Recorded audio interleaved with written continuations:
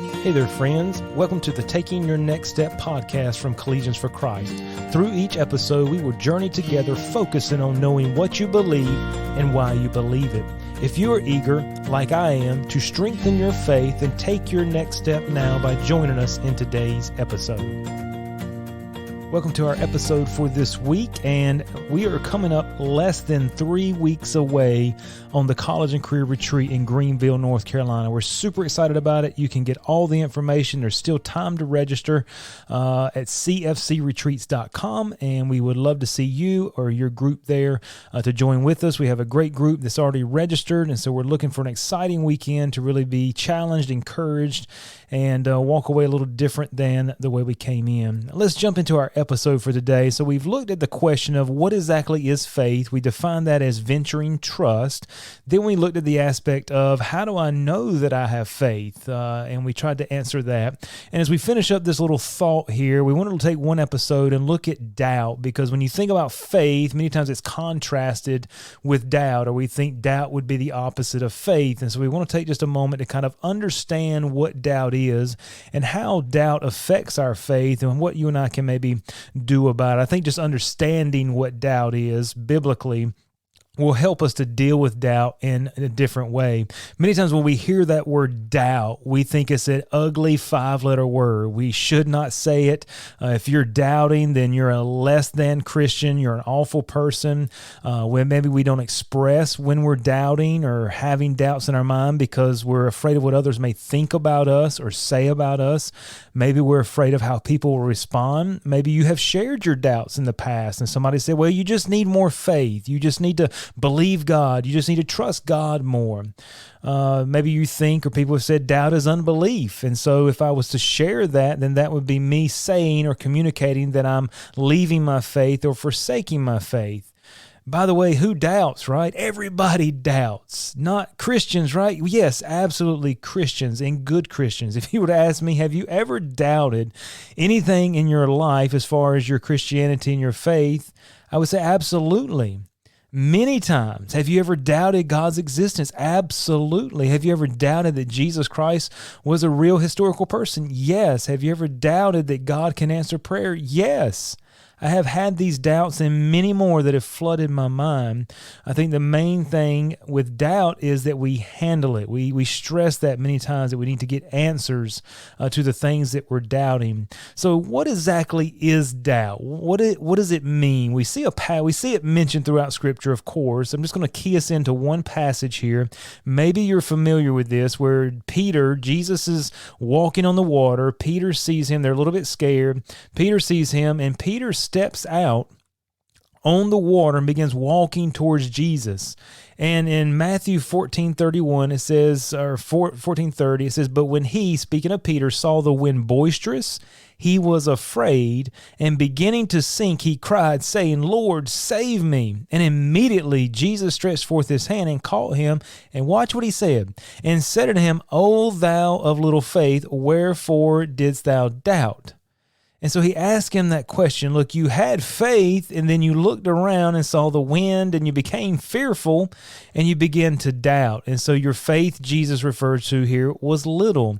Now, we talked about on our previous episode, it's not about the amount of faith that we have, because faith is venturing trust. And when we venture trust, we're stepping onto the airplane. And we do that with one step, with one decision, with the act of our will.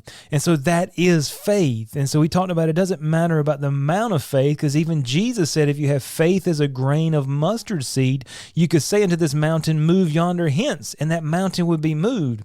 Now Jesus is kind of rebuking Peter here, and he says here, O thou of little faith. So does it mean there is a certain degree of our faith that we need more faith, less faith? We'll talk about that. So what exactly is doubt? Well, doubt in our English language comes from the Latin word meaning this, meaning to.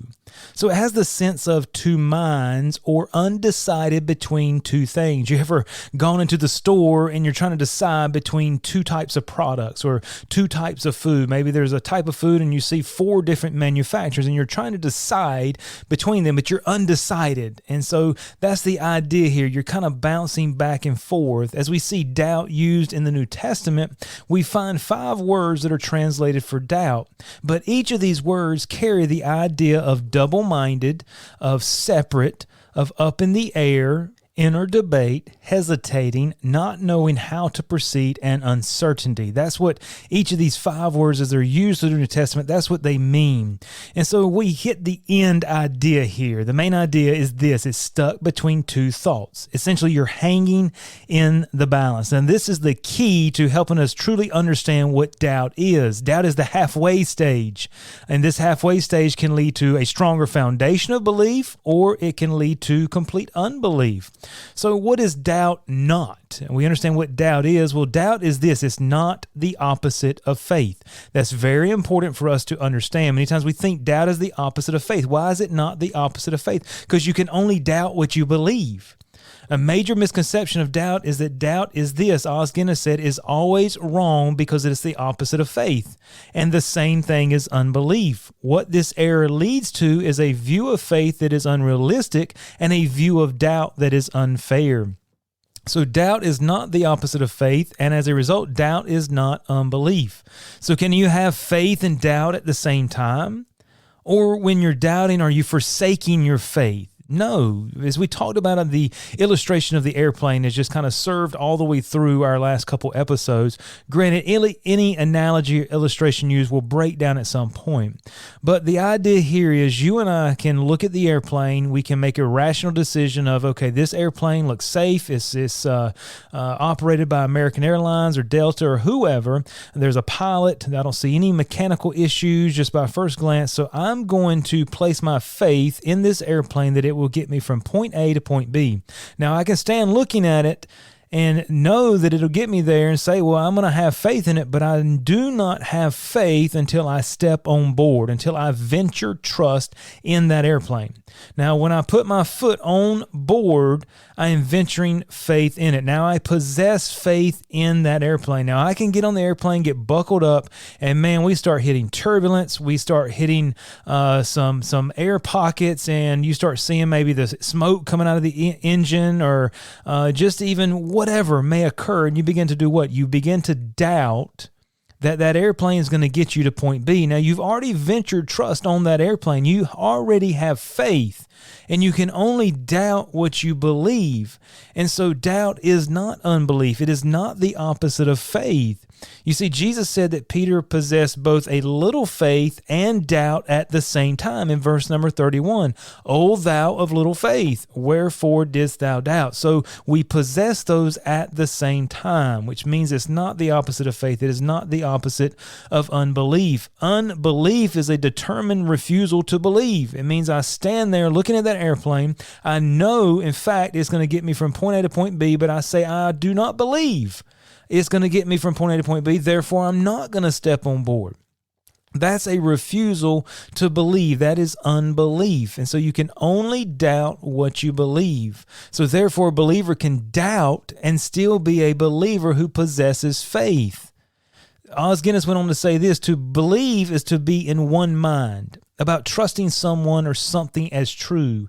To disbelieve is to be in one mind about rejecting them. To doubt is to waver between the two. To believe and disbelieve at once, and so to be in two minds. And so that's very helpful for us to understand the concept of doubt as it relates to faith. Now, doubt can shrink faith. We get this idea here as Jesus is talking to Peter. He says, O thou of little faith, wherefore didst thou doubt? So Peter possessed enough faith to do the impossible, right? He stepped out on that water and began walking. That was a miraculous account in Peter's life. But then something happened. And Peter began to sink. Man, I can relate with Peter.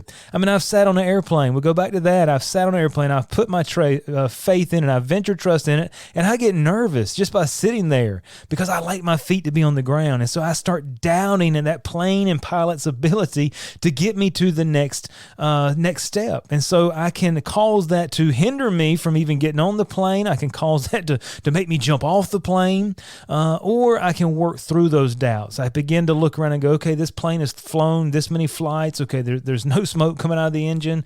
We hit some turbulence, but now it's fine. You see, Peter began to look out on the circumstances, and many times the circumstances of life will begin to put pressure on our faith and will cause doubts to creep in. What caused Peter to doubt here?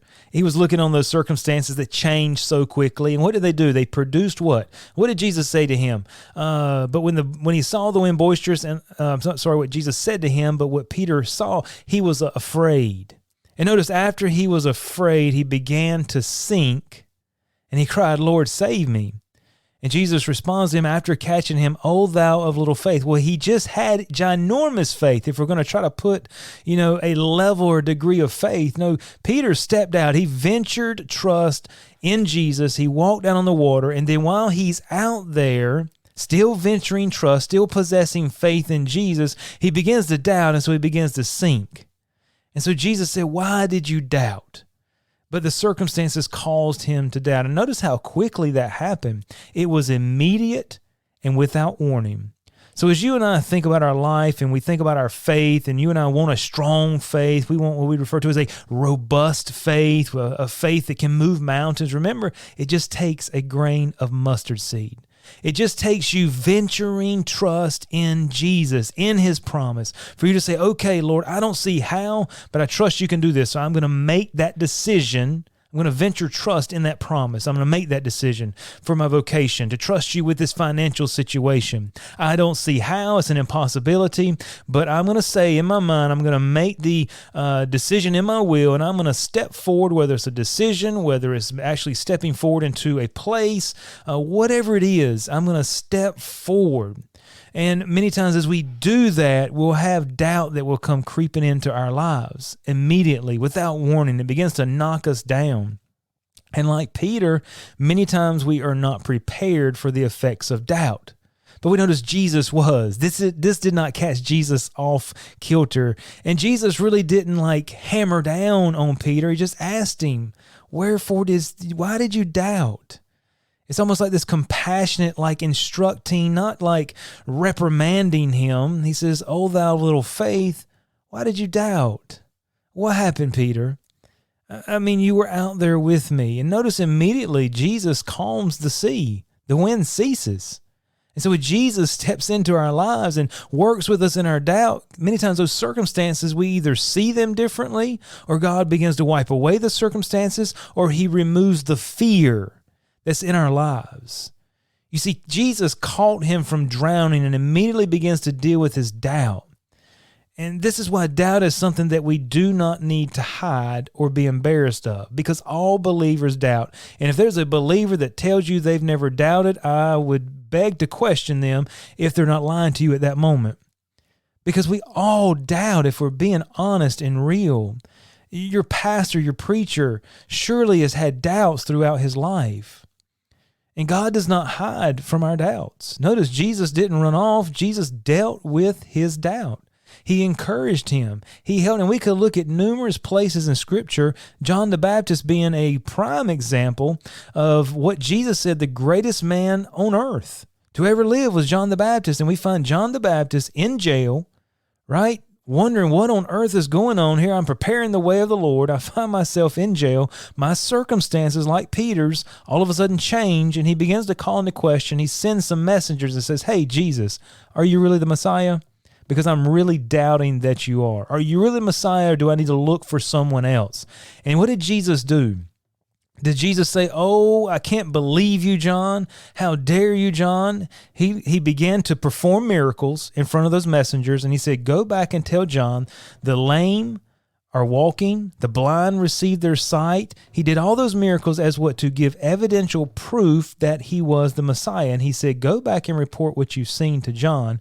And that was the instructions for John, to remember who Jesus was, to go back and understand who he is. So doubt can shrink our faith. Doubt can also increase our faith.